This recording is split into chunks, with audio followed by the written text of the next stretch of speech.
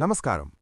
భారత రాజ్యాంగంలోని అత్యంత కీలకమైన ఆర్టికల్ 19 గురించి ఈరోజు మనం తెలుసుకుందాం. ఈ వీడియోను ఎక్కడా స్కిప్ చేయకుండా చివరి వరకు చూడండి. భారత రాజ్యాంగం ఆర్టికల్ 19 మన ప్రాథమిక స్వేచ్ఛలు. ఆర్టికల్ 19 అనేది ప్రతి పౌరుడి ఆత్మగౌరవానికి మరియు దేశాభివృద్ధికి పునాది వంటిది. దీనిలోని 6 ముఖ్యమైన స్తంభాలను అనగా హక్కులను నిత్యజీవిత ఉదాహరణలతో తెలుసుకుందాం. నిజ జీవిత ఉదాహరణలు, రియల్ లైఫ్ ఎగ్జాంపుల్స్. మనం తెలియకుండానే ప్రతిరోజూ ఈ హక్కులను అనుభవిస్తున్నాం.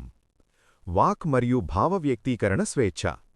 సోషల్ మీడియాలో మీ అభిప్రాయాలను పంచుకోవడం, సినిమాలపై రివ్యూలు రాయడం, లేదా ప్రభుత్వ విధానాలను నిర్మాణాత్మకంగా విమర్శించడం. శాంతియుత సమావేశ హక్కు. మీ కాలనీ సమస్యల గురించి చర్చించడానికి పార్కులో మీటింగ్ పెట్టుకోవడం లేదా శాంతియుతంగా నిరసన తెలపడం. సంఘాలు లేదా సహకార సంస్థలను ఏర్పాటు చేసే హక్కు. ఆఫీసుల్లో యూనియన్లు, స్టూడెంట్ క్లబ్బులు లేదా స్వచ్ఛంద సంస్థలను అనగా ఎన్జీఓలను స్థాపించడం. స్వేచ్ఛగా తిరిగే హక్కు.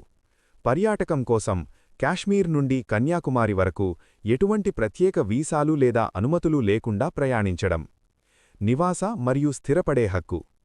ఉద్యోగరీత్యా వేరే రాష్ట్రంలో ఇల్లు కొనుక్కోవడం లేదా శాశ్వతంగా అక్కడే నివసించడం. వృత్తి మరియు వ్యాపార స్వేచ్ఛ.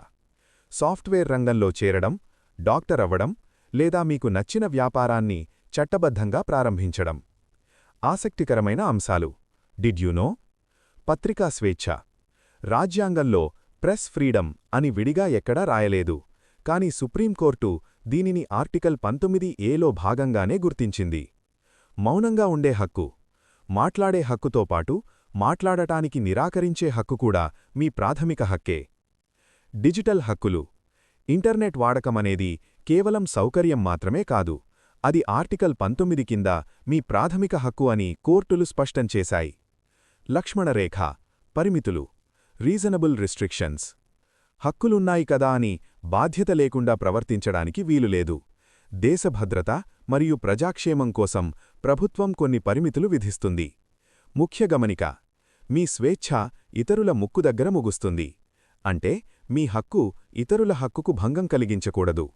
దేశ సార్వభౌమాధికారం. దేశ విచ్ఛిన్నానికి లేదా సమగ్రతకు దెబ్బతీసేలా మాట్లాడకూడదు.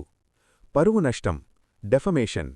మీ వాక్స్వాతంత్ర్యంతో ఇతరుల వ్యక్తిత్వాన్ని కించపరచకూడదు. ప్రజాక్రమం. Public order. గొడవలను ప్రేరేపించేలా లేదా శాంతిభద్రతలకు విఘాతం కలిగించేలా సమావేశాలు నిర్వహించకూడదు. ముగింపు. ఈ సమాచారం మీకు నచ్చితే ఇప్పుడే ఈ వీడియోను లైక్ చేయండి మరియు మీ ఫ్రెండ్స్కి షేర్ చేయండి. ఆర్టికల్ 15 గురించి మీకు ఏవైనా సందేహాలుంటే కింద కామెంట్ సెక్షన్లో తెలియజేయండి. మరిన్ని రాజ్యాంగపరమైన ఆసక్తికర విషయాల కోసం మా SAI కాన్స్టిట్యూషన్ ఛానల్ని సబ్స్క్రైబ్ చేసుకోండి.